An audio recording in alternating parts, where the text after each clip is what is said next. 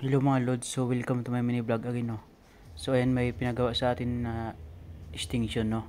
So i-try natin isa-isa kung para malaman natin kung may power ba talaga wala. So ayan, i-saksak natin isa-isa. So yun yung una, wala siya.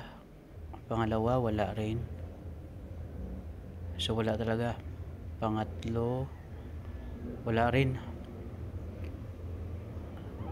Ayaw milo yung test natin. Pang-apat, so yung pang-apat meron Lods, no. Pang-apat meron. Yung sa kabila naman, ayan, meron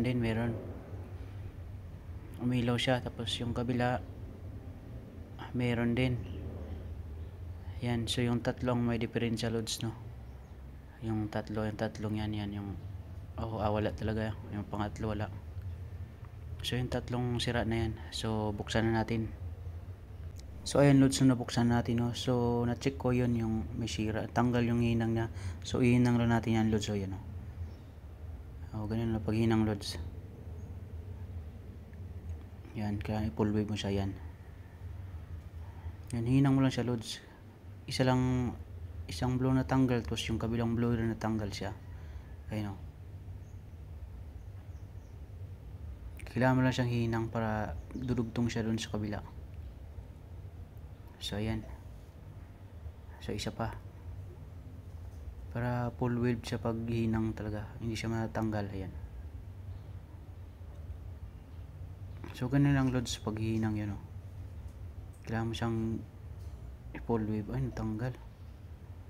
Pero matuno rin naman yan.